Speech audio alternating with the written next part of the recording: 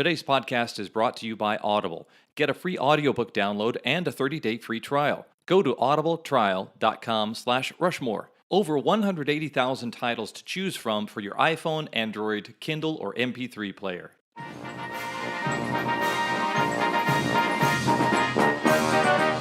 Greetings and welcome to the Mount Rushmore podcast. My name is Jeff, and I'm joined, as always, by my good friends Richard. Hello. And Michael. Howdy. Richard and Michael, they dine together, and they wine together. And sometimes emphasis on the wine. Yeah, WH. Oh, my God.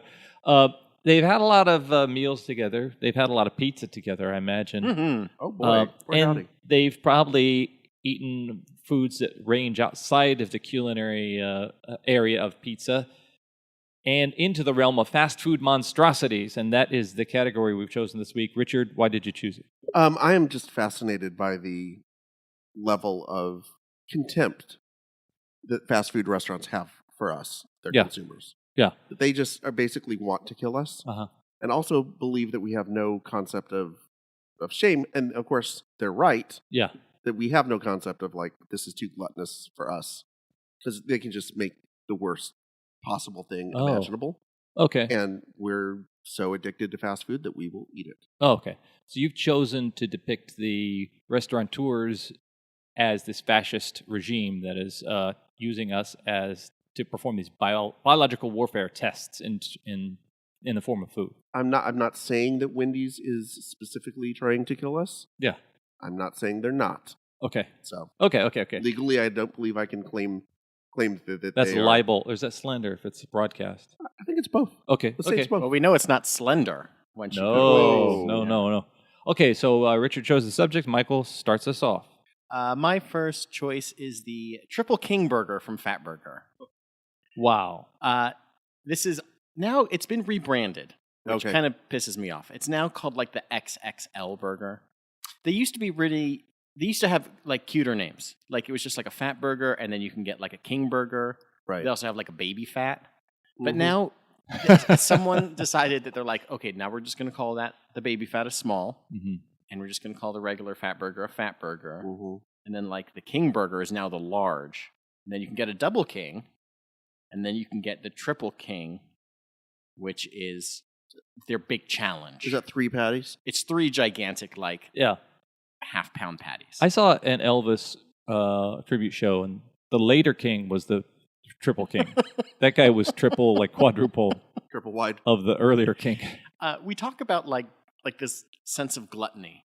Like they really celebrate it if you go into a Fat Burger. Mm-hmm. Most of them, I'm guaranteed that all of them have like these photographs on the wall for the person that has completed the Triple King, the Triple XL, whatever it's called now. Mm-hmm. The Triple King Challenge, where Right. you take a picture of like your demolished plate. Yeah. You have to eat the plate? Man, they are It is a hardcore about monstrosity. that. And like it's just like this exhibit of your own like gluttony. And Yeah. I can't imagine like I'll go to Fatburger and I like a King Burger or a large one or whatever, with cheese and whatever. It's fine. It's a pretty good burger. I think Fatburger is incredible. I think they're really delicious. I like them even more than In-N-Out. I like them as it's generally like my favorite fast food burger place. And then in my youth, in my 20s, every once in a while I'd be like, I'm going to get that Double King Burger. Yeah. See if I can put that down. And then I've always wanted to be the person that gets like the Triple King. Mm-hmm. And I've been like, no, man, that's not you. You are not that guy. You're not that guy. Yeah, you have some sense of decorum, some sense of self-respect. So I like that they kind of celebrate that this is a thing that people like. It's a challenge as well as like just a whole lot of meat. It's them basically saying you're not going to enjoy this meal. Yeah. You will reach a point where this meal is no longer enjoyable. Yeah. That you will hate the fact that you chose this meal because you look at the photos of the people who quote unquote completed the challenge. Right. They never look happy. Yeah. They look like someone who just finished running an ultra marathon or something where they're like this close to death. Not to bum us out too much, but it seems like when you dine at Fatburger and appreciate the egalitarian nature of that meal, you are Anthony Bourdain. When you eat the Triple King, you are Guy Fieri, who's like shitting and eating and just holding his fecal matter up to the camera and go, bam, spicy, or whatever he says. There's some donkey sauce. Yeah.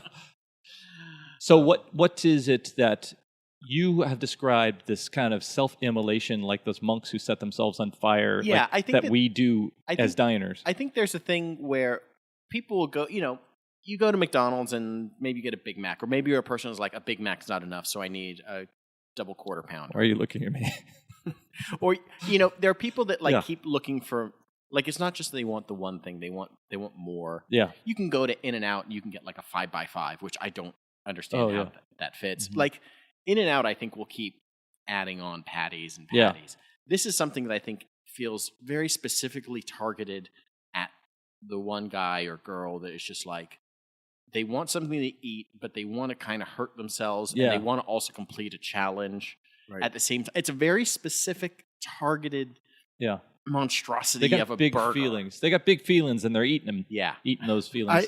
And I find it interesting that Fatburger, and if you guys are listening, aren't from the area, it's kind of a local. Well, it's not local, I guess, but they're all over the place. Are they now? Yeah. I didn't experience it until moving here. I think they're one of those ones that have kind of like popped up around. Sure, I think it's like West Coast initiated, and then they've kind of spread out over the years. It used to be like very dinery too, where they had like jukeboxes and all that stuff. Yeah. They are. I find this fascinating that they have this like eat till you puke challenge, and at the same time, they were also, I believe, the first fast food restaurant to offer the Impossible Burger. Oh yeah, or it was the first one that I saw, at least. What, they've certainly what is been pushing that? it. The Impossible Burger is the to dream, the impossible. Yeah, to climb. It's really just a burger, but Bob Goulet comes out and says it too. No, it is a meatless burger, but it has the look of a hamburger, and it has juice that comes out like blood, like a hamburger. Yeah. And supposedly tastes a pretty close facsimile to a burger. Oh, right. It's got the texture and it's got everything. It's not like your regular kind of veggie burger or attempt at a. Okay. A lot of times you get those fake meat. And it's like really not quite right. This is supposed to be like really close to actual meat. Killing the robots on Westworld. You want them to bleed. Yeah, exactly. Die like a real. If you go in and get like a fat burger, it's what, like $6.99, $7.99. Yeah. If you get an Impossible Burger, it's $14.99. Is that how much it is? Yeah. I had no idea because I know that that's the only thing that's like kind of holding me off. Mm-hmm. Like Emily and I are totally in the vein of when lab-grown meat becomes a thing that is like readily available and whatever. It's like we're totally in. Like I have no problem with like shifting away from like eating animals to like eating like a lab-grown, perfected sort of meat solution. Like this thing seems kind of the halfway point, or right in the middle of like, oh, it tastes just like it, or tastes close to it, 85%, and then but then that $15 price point seems like, I'll just have this. Fatburger won't even they advertise they have it, but it's not on the menu. Yeah, because they do not want you to know how much you're going to have to charge to eat this thing. So I just find it fascinating that they are, at one hand, sort of like trying to push this very, I guess, healthy substitute, and the other hand, they have advertising fat in their name. They have fat in their name, and they're advertising this very gluttonous sort of challenge. Richard, what's your first? I will do my first one. It's something very similar to this. It is the Baconator Triple. Whoa! From Wendy's. Wow. These are 3 patties. So again, 3 patties. Square patties, mind you. Not round. Yeah. Because it's Wendy's. That's their jam. They got to be weird. And it's piled high. And I mean, sir, piled high. Yeah. With enough bacon that basically you have to kill 2 pigs to get this much bacon. Yeah. And plus the cheese and all the fixins. Yeah. And I'm going to jump in. My second pick is very similar to that. Okay. It's the Wendy's Baconator fries. Oh my goodness. So we're probably going to cover a lot of the same territory. We're in the Baconator family. Mm-hmm. We're in the just eat a slab of bacon, you guys, territory. Yeah, that's basically that, and that's my point. You're not eating a hamburger anymore. You're eating bacon. Yeah. And then there's burger that is also involved somehow. Mm-hmm. And there's this fetish. Bacon has been fetishized. Yeah. Put it that way. I couldn't quite figure out. That's like trying to drive around the accident to the right. You can't go to the right. Yeah. You can't go to the right. And you're like, I got to go. steer into the tried to steer into the skid, and I could not get there. We've turned bacon into this fetish in this country. Yeah. In a way that I don't know. Maybe Canada has this, maybe not. But they have weird bacon anyway, so fuck them. Right. But I don't know when did bacon become this like we need MOR? 2005. Is that when it was? 2006, something like that. There was a weird like pro bacon stance of things that it just kind of came out of nowhere. You can get like bacon Band-Aids. You can get bacon. Yeah. Like they aren't actual strips. Like you don't actually put strips of bacon to heal your wound. Was it the emergence of either a comedian like Jim Barney? No. Gosh darn it. There was the comedian who talks about adding bacon to other things. You put a bacon around a scallop, put a bacon around something, add bacon to a cheap hot dog at the little hot dog cart at the ballpark, street dog. Or also the National Dairy Council or the National Farm Council are the people who push dairy at us. The got milk thing, the cheese thing. There's all this push behind there by the actual agriculture industry. So I wonder if big pork. Well, the other white meat, right? Yeah. For a while in like the late '90s, I remember the other white meat pork sort of. Yeah, they had their own sort of billboard. They were trying to push it as the healthier alternative, right? They pushed it too far. They're not pushing bacon as the healthy alternative. I do like the Baconator description. It's listed as, here's to the carnivores, the 2 quarter-pound, in this case, triple patty, yeah.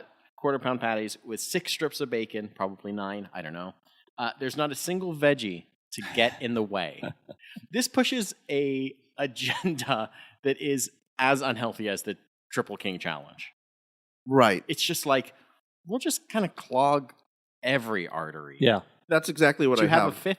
Is there a 5th artery we can just like stick in there and crumble it up and mash it in there? Oh, I got it. We're going to have bacon mayonnaise now. I feel like the artery is going to be made out of bacon that we put in. I can see the Wendy spokesperson, that pigtailed redhead, freckle-faced gal, going into the barn, kicking the door open, and just starting to take a hammer to a cow.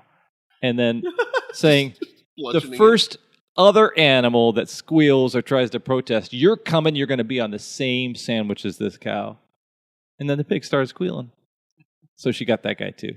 The chicken didn't say a damn thing. The Baconator fries are basically the same thing. They're just like little bits and pieces of bacon, cheddar cheese, shredded applewood smoked bacon, shredded cheddar cheese on top of, I guess, vegetables, which feels kind of like a slap in the face to the Baconator. A tuber of some sort, yeah. The Baconator and the Baconator fries are at a party and just like, you don't represent me at all, you French fries. They seem disgusting. Yeah. I've never had them. I don't think I've even had the Baconator just because it seems... I would actually say that everything on my list I haven't had. I'm sure it's all like delicious and disgusting at the same time, but I can't do it. I'm kind of fascinated by the delicious and disgusting, the illicit nature of fast food, where we know we're supposed to go home and eat the groceries we bought, but we go to our side bang, Burger King or Wendy's, to get a little something, get some strange. Because we're addicted. It's because we're addicted. It's that time that you have the meal with the family, and then you're like, oh, I got to go run some errands. I'll be back later. Yeah. And you kind of drive past that McDonald's, and it's like, I know I already ate dinner. You get the fries covered with gourmet cheese. Yeah. Right. And you start off like, well, I could just get like a small fry, because fries sound good right now. I know they have salads. I'm not going to get that. I tell myself I'm going to get that. But I'm just going to get like a fry, right? Fries, that's fine. It's just like a little like after dinner aperitif or something. Then you wind up walking out of there with like a 10-piece McNugget and this large fry. And you're like, what is happening here? Am I a hobbit? I'm eating second dinner? What is going on here? It does seem like we have a culture of Visa has a marketing campaign regarding like you're worth it or treat yourself. And I do think fast food does the same thing. None of it is, you need this. This is healthy. Well, because they always here's the thing. They always try to push like their new healthy thing. But they know that if they get you in the door for the healthy thing, Yeah. You're walking out with the triple Baconator. Yeah. Okay, Richard, what's your second? So my second one is the KFC Double Down. Also on my list. Is it? Yeah. Okay. Oh, holy smokes. So I don't know. This was not the first ever fast food monstrosity. I did a lot of research and found ones that go back to the 70s and 60s and on and on. But it's the thing that I personally most remember people saying, "What in the living hell is that?" Yeah.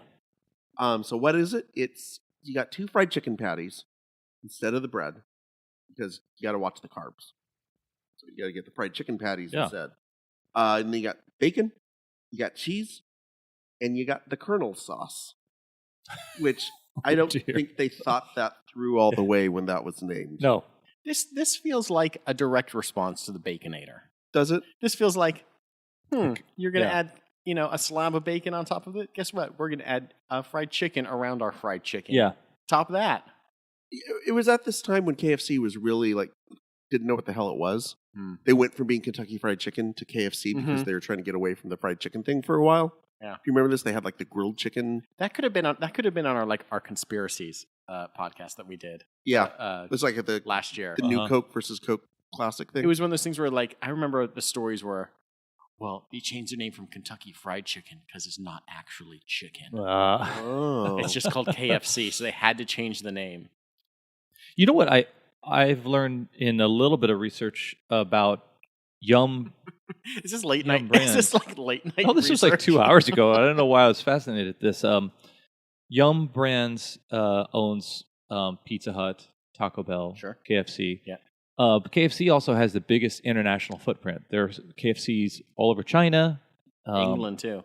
In England, they had a chicken shortage or a KFC chicken shortage in England over the summer, and they went crazy. Wow! The entire country almost shut down. Wow! Over the lack of KFC. I can see in Parliament the wigs flying. They do the question time with the Prime Minister. I can see that just being all about fried chicken. Where's our fried chicken, chap? This barrister's original. It's the original recipe for disaster. It was Yum Brands or whatever eventually became Yum Brands. That's how I knew that there was a larger corporate structure to the world. Yes. When the Star Wars toys for the Phantom Menace in 1999, all of them were at KFC, at Pizza Hut, and at Taco Bell. Yeah. And it was those 3 brands that I was they have a deal with this. This is why you're not going to get Star Wars toys at McDonald's. Yeah. And I think it was it opened my young college eyes to the global structures of the world. One company can own all 3? That doesn't make any sense. And then you get the combo. You get the combo restaurants. Oh, the Pizza Hut. Which is at just the Taco Bell. You're at the combination Pizza Hut and Taco Bell. It's they can't do one of these things right. So let's see if they can do 2 of these things wrong. Turns out they can. My favorite is the combination KFC and Long John Silver's here in Arleta, which is the saddest fast food restaurant in the world. It's a good place to go to get stabbed. Yeah. And also, you're there, your choices are KFC or Long John Silver's guy. Yeah. When you're there, it's this is sad eating at its finest or worst. Okay, so the reason why I brought up this, the Double Down for me. Yeah. When I go to the grocery store and I buy food for dinner to make a schnitzel or something, chicken breasts are effing expensive. They're really expensive. Especially the boneless ones. Yeah. Yeah. This Double Down, I'm sure it's not that expensive. And it's chicken on chicken with chicken inside. Yeah. That's a lot. With chicken sauce. with the Colonel's chicken sauce. It just goes to show how much a big company can reduce their costs. These things that are marketed to as healthier, we'll try to buy the airline chicken, free range chicken. Airline chicken? It's not. No. Okay. What? Sorry, I didn't know. It's not airline. It's a brand, airline. Airline is just a common term for. Okay. I don't think it's as common as you think, Michael. Anyway, we'll look it up. We'll at the break. Sorry, yeah. We'll do a thing. Okay. We'll edit all this out. Sure. So the point is to make. If I was to go and try to make this sandwich at home, it would be very expensive. Yeah. It would be like a $15 sandwich. Yeah. And to go into a KFC and to have all of this stuff breaded and fried and put on your plate for $4, I'm sure, feels very like a little suspicious too. I'm amazed at when you see a KFC and you think that's fast food. They're already cutting corners, and then there's like KFC Express, and you go, "What the fuck are they cutting? The regular KFC, like actual food?" The one thing that struck me about KFC and its global footprint, learning that they created a culture of chicken on Christmas in China. So they have convinced Asian countries that we Americans, it is a very Western thing to eat chicken on Christmas Day. So they've pre-orders for this chicken that they sell with little booties on the feet, like in the Tom and Jerry cartoon that they had. Yeah. And so what I think is a greater mission that they have is creating culture around food and creating conversation. If they're going to create a food item, how can they get people to engage emotionally in that? How do they pick people to share a story and do their own marketing for them? And that's what I think is kind of fascinating. It seems like there's another organization, maybe we'll talk about it, that has fast food, Mexican food, and every food item that they sell seems like it has some kind of extreme, crazy story around it. So you mentioned Asia, and one of the things about the KFC Double Down is that it has variations throughout the world, very specifically a lot of them in Asia. And I limited my choices to the United States. Yeah, I tried. All of mine are ones that are available in the U.S. I just felt like it would have been cheating because really you don't. And I think Michael and I talked about this off air a little bit. You don't know about the culture of these countries, so it's kind of hard to sort of judge them, play tourist. But allow me to judge them by. I'm just going to give you some of these variations. Richard is piloting his own separate podcast. Allow me to judge them. Right. Cultural judgment. That's my spin-off podcast. The Double Down Dog in the Philippines, which is basically a double down, but instead of... these are variants of the Double Down. Wow. So it's a Double Down dog, and it's a hot dog, but instead of a bun, you've got a chicken fillet. Wow. On each side. Okay. So I don't know if that's still a sandwich or not. We're going to have to get our stupid kickball friends involved. Please don't. Please don't. In South Korea, they have two variations. They have the Zinger Double Down Max. And the Max, by the way, is with 2 X's. So it's not super extreme like if it was 3 X's, but it's more extreme. Or if Steve Jobs had that creation right before he died. Right. So it's basically a double down, but with an added hash brown patty and salsa. Wow. So I don't know if it's supposed to be like a breakfast double down. Now I want to travel. Right? This is what Anthony Bourdain was trying to get us to do, guys. Explore the world. They also have the Double Down King, which is also has a beef patty and barbecue sauce in the middle of 2 Zinger patties. What was Zinger patty? They're like the Zinger is like the chicken? The chicken, and I think it's a little spicy. Okay. And then in Canada, they have the waffle Double Down. Oh. Which is this one. It's a Belgian waffle between 2 seasoned chicken fillets. And also uses maple-flavored aioli. Wow! I would eat the fuck out of that thing. Yeah. By the way, I would if I could go tonight and get a waffle double down, I would eat that. Mm-hmm. I would say Canada should have egregious food items because they have universal health care. True. So they should be more brazen. Are you saying that there's a connection between poutine and universal health care? That's why they have universal health care? Carotid arteries. So let me ask you, have you mentioned a food item you haven't eaten yourself, other than the exotic ones from different countries? Well, I've never had a Baconator. I think I've had the Jack in the Box version of the meat, cheese, or the bacon, meat, cheese, and bacon sort of thing. Oh, okay. Sure. I have had the Double Down. It's like you had a seizure just then. Cheese, bacon, Wait, bacon. Max Headroom just showed up. Okay. Listen, that's very strange that you brought up Max Headroom. Uh-huh. I'd like to talk about that after the break. Okay, awesome. Well, also, I think it's pretty amazing that all of these sandwiches were also wrestlers who were in Royal Rumble 97. The Double Down? Yeah. The Baconator. Well, they were a tag team, weren't they? The Double Downs? Yeah, the KFC Double Down. Right, and then the Baconator. Yeah. Okay, then we have much to discuss after the break, and I feel like we're actually halftime plus because we've got one of your third round choices. It's like choices. a soccer game that kind of like ran. They had the extra time. At the end of the half. So this is we all got hurt just talking about this disgusting food. I started thinking about the Baconator, and I flopped down and just grabbed my leg and then my heart. All right, we are going to go to break, but really what that means is we're going to talk some more at you and invite you to go to our social media sites and to the Facebook page and to the iTunes and the iTunes and Stitcher pages to download, rate, and review past episodes and current episodes of the podcast. And once you go there and give a listen, go to the social media sites and join us in the dialogue that exists there. You can go to the Facebook page, as many others have done, and suggest a topic for a future episode. Maybe even suggest yourself as a co-host for that topic. We're happy to invite you into the discussion in actual real time. On Twitter and Instagram, you can do the same. Let us know which episodes you liked or your opinions about the choices that were made by Michael and Richard. We also would like to support the podcasting community by promoting some of the other wonderful podcasts that are out there, and here is one of them.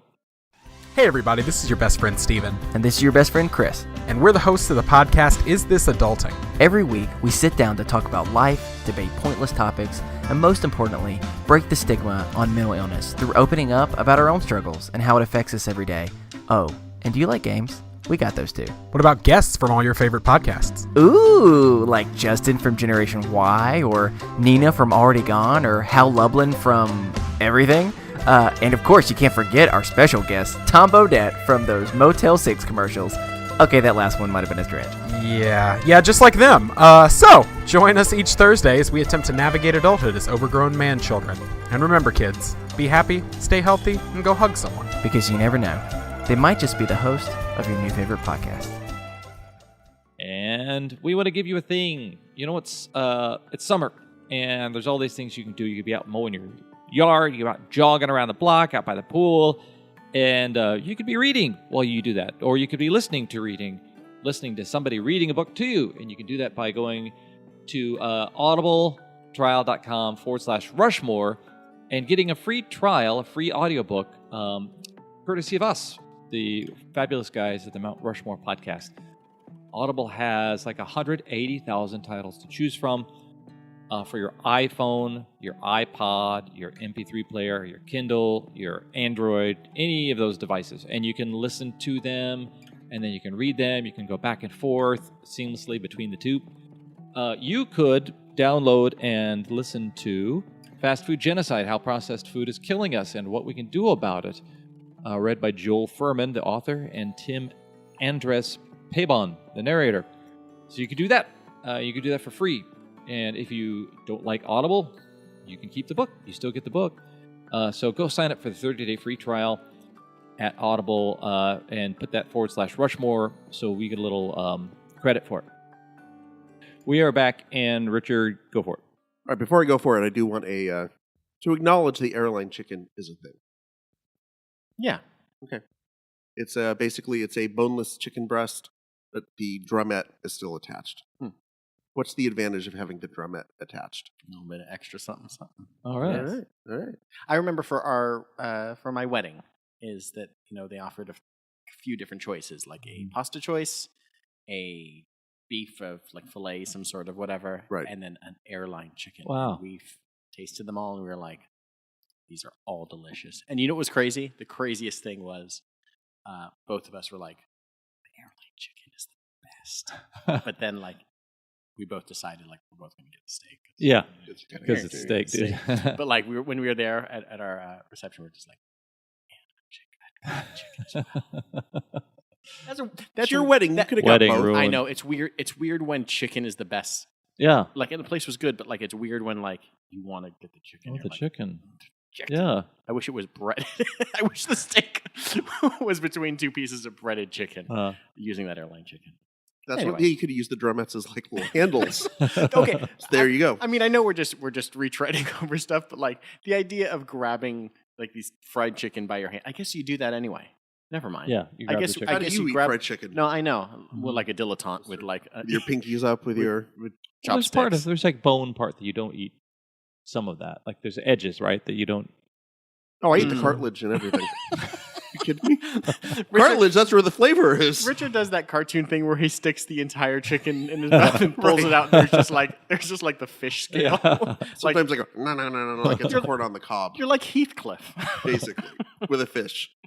So I believe I am up. My next choice is the Burger King Mac and Cheetos. Get out of here, Burger King. So why do we have to keep adding Cheetos or Doritos or anything like that to our perfectly good artery-clogging fast food? Mm-hmm. Oh, wait. It's because the target audience is stoned or drunk college students? Yeah. Oh, carry on then. Carry on. The Colonel's sauce on the last... I know we keep going back and I hate doing this. The Colonel's sauce should have been made out of like amp. Just like reduced, like a sport drink, is like it? A sport drink, just reduced, Jolt. to a simmer and then down to a fine glaze. Amp reduction. Yeah. Do you said the target audience is stoners? I would posit that the culinary chefs who create these are also like a Jay and Silent Bob, just like these They're also stoners. two bong hitting guys with their lab coats kind of askew in the culinary laboratory, like especially Taco Bell. I feel like that's just... These are the guys who flunked out of like Cordon Bleu. Yeah. And because they were too stoned. And they're like... Yeah. And like, the fast food restaurant jumps in, like Burger King's like, oh, we'll take you on. Yeah. This is a Pauly Shore film plot from the 90s, but It really it's somehow is. working. Just like chairman of the board. Yeah. Somehow Yeah. Have you tried the Cheetos infusion? Yeah. And You don't want to talk about it? We'll sit in silence. the cheese goes. So what it is, basically, let me explain to you what it is. It's not a Cheeto that's filled with mac and cheese. It's basically like a mozzarella stick, but inside, instead of regular cheese, it's mac and cheese. And then there's like this Cheetos dust and kind of mixed in with the breading. And It seems like you'd like describe somebody at a sexual encounter with Cher. right? It was like having sex with a person, but there's so much embalming fluid in there. So I'm Greg Allman if I eat that, basically, is what you're saying. That's fair. Cheetos dust doesn't feel like it's that far away from when you get a box of like Kraft mac and cheese. Yeah, the orange powder. The orange like powder. it feels like you're just like those have been Cheetos at some point that somehow made its way to the Kraft factory, and they're just like, just mix it in. It's just some sort of like it was like the leftovers from the mill, Yeah. the Cheetos mill. You asked me how it was. I would say it wasn't terrible. Yeah. The Cheetos brought nothing to the table. They didn't need that. Once you get, it's like going to the fair and getting like the fried Oreos, or the fried cola or something like that. It's a stunt meal. Yeah, basically, and it doesn't need to exist. On any level, it's not.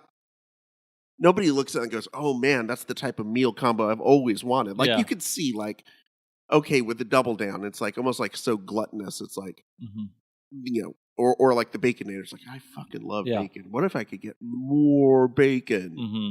Nobody is asking for like mac and Cheetos. Yeah, I don't know why. Just this is the one. This is the one on my list. I just don't. I think it is the stunt casting of fast food, where they think we need market share, we need to get some buzz going out in the market about this thing. And I do think all of these things exist for a limited time only on the menu. Like there's sometimes you'll go to Burger King or whatever, and you order that thing on the limited menu, and then by the time you go to pick it up, actually at the window, it's already been canceled.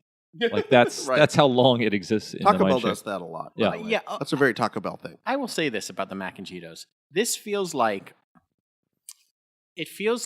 when a movie is very popular, like the Doritos Locos Taco. Is that on your? No. Okay. So the Doritos Locos Taco are very popular. They're introduced in like 2012. It feels like not that long ago, but it was like 6 years ago. It's been a long time since that's been in popular culture.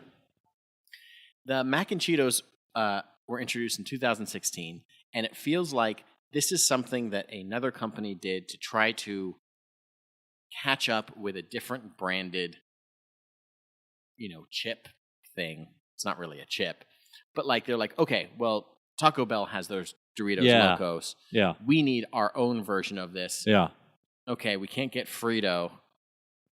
What if we get Cheetos? Cheetos are disgusting. Yeah. Cheetos sound like cheese. They're vaguely cheesy. We can cobble together something that kind of works. Right. It feels like it's not quite like Ants and like A Bug's Life, but it feels like a DC Comics movie trying to take advantage of something that Marvel had done and not being very successful. Yeah. I've never heard of this. Right. I would love to see the stunt go wrong, like if a Subway decided they were going to put whole grain sun chips in in something, your flatbread. Just screwing it up even worse. And you know what happened with this the one time I tried it? Because I am the type of sucker who will just say, this sounds disgusting. I have to try this. Just for the sheer, novelty and to say that I did it. I feel similar about, It's on your puke bucket list. Right. I feel similar about beers. Yeah. I am a beer snob, but I will also drink the swilliest swill. If I see the $2.99 for a 6-pack beer at Walgreens, that's the Walgreens special. Yeah. Oh yeah, I got to get that 6-pack. We've talked about this. Yeah. So I'm like that with food. Bubblegum was on my list, and literally this week I was in line in the morning and I almost texted you guys a picture of this bubblegum I almost bought. It was just it was super high chew, extra chew, and I was just like, just hold back, man. So the one thing about this that I will say is the first bite I had of one, this mac and cheese was like molten lava. Oh. I literally thought it was going to burn a hole straight through my mouth, just all the way through my chin. From a temperature, not a spicy. Not spicy, thing. Literally molten hot. By the time I finished the last one, it was cold mac and cheese. Oh wow! It somehow it went from molten to frozen. Yeah. In the span of 5 minutes. There's something about that the maybe it was the Cheetos that had some sort of cooling. I think the microwave. That's the microwave cooking thing. It seems like it accelerates the particles and then they decelerate or even faster. It's there's some sort of half-life that's happening here. And there are a few things that are as gross as cold mac and cheese. Yeah. Then wrap that around some Cheetos crusted mozzarella or Cheeto crusted batter.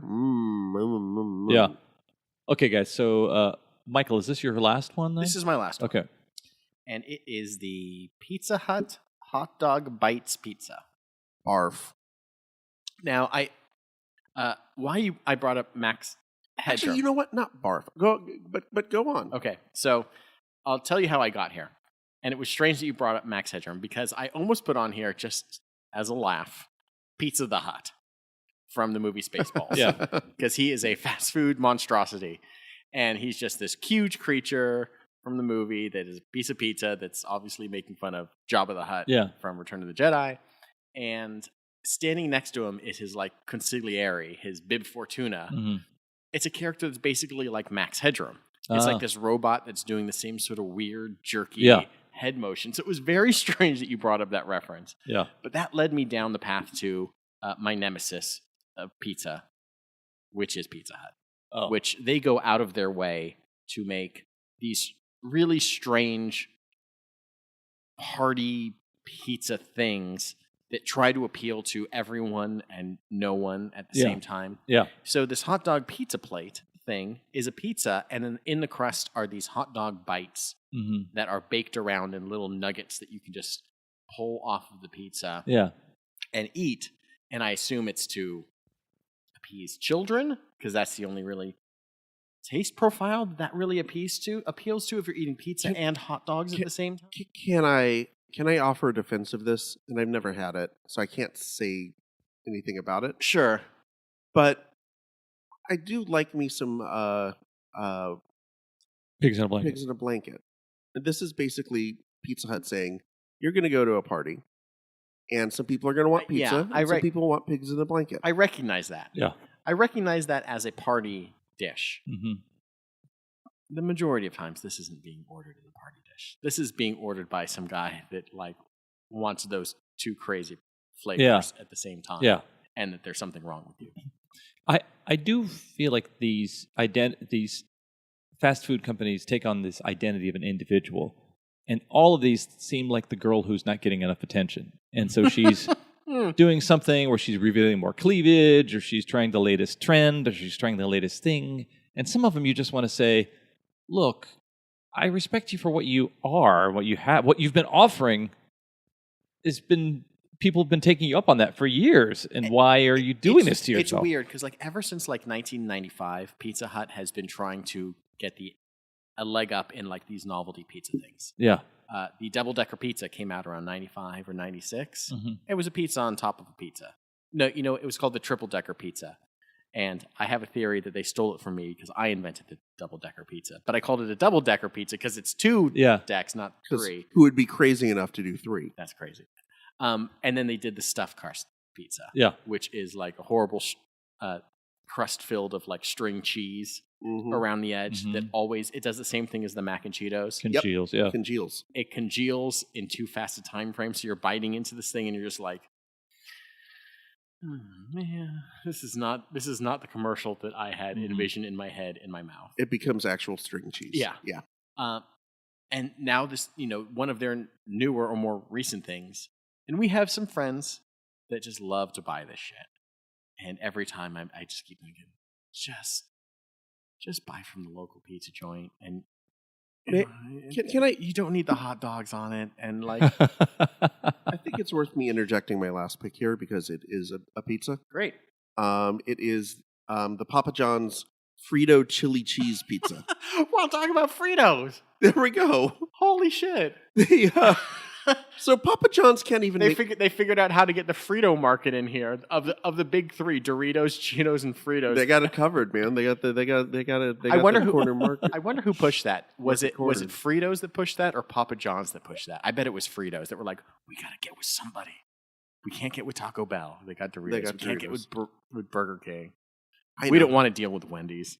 Who's desperate? Yeah, they're just gonna screw us up. They're gonna screw us over on the Twitter. Sun Chips and Jack in the Box are like, they've just been going back and forth for 5 years trying to figure this shit out. David's sunflower seeds and Del Taco. What was it called again? It's the Frito chili cheese pizza by Papa John's. And let's be honest, Papa John's can't even make a pizza right.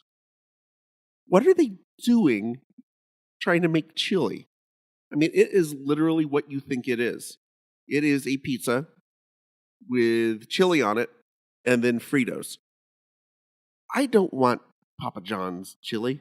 Let's even accept a world where this sweaty, semi-drunk looking Papa John is a secret chili master. Let's accept this for a second. Okay. Why would you put that on a pizza? Same thing with the hot dogs from Pizza Hut.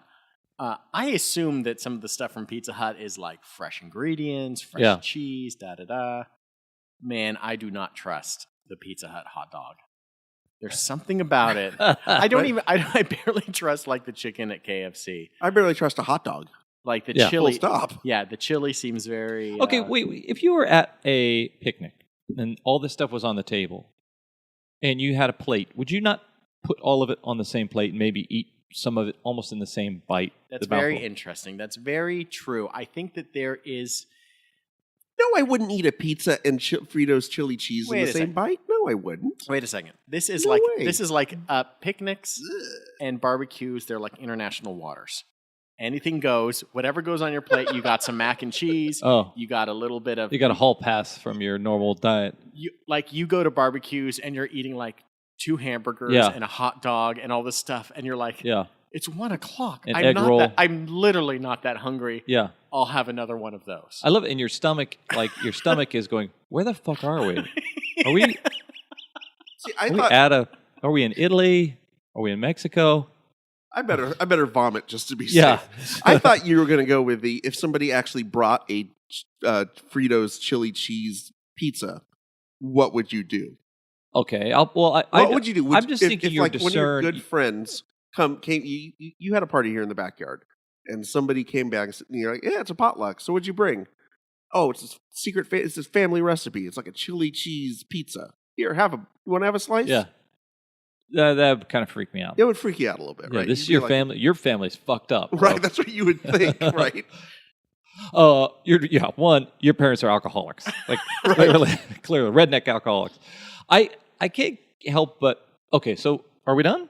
Well, let me just go through some of the other pizza. Let me go through some of the other. I got some global pizza. This is more Richard courting favor. No, I don't think it is. I think this is just. I didn't want to talk about global things, but and here's just a few that kind of popped up. This is an American one. Little Caesars had a bacon-wrapped deep dish pizza that had bacon as the crust. As the crust, Big bacon coming out again. Pizza Hut, because they're awful, had 3 different ones that are awful. In the Middle East, they had the Crown Crust Carnival, which you could either choose fried chicken as your crust or cheeseburgers.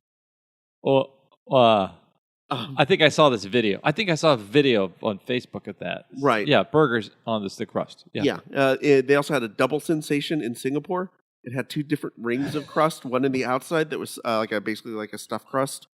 And then the inner ring had cheesy chicken sausage as the crust. Wow. And also had turkey ham, bell pepper, salsa, and mushroom on the outside, and smoked chicken, zucchini, and Alfredo sauce on the inside. You know, before he died, Stephen Hawking was trying to discover the secret to the double ring pizza, and he never got it, and he should have thought a little bit more internationally. Richard, have you seen this? Because some of these sound like that list of sexual... Before. Remember that list that was going around of like the rusty trombone, or these things that 14-year-old kiurs make up and pretend that they know anything about? I've never been to Singapore to have it, but I've seen photos of it.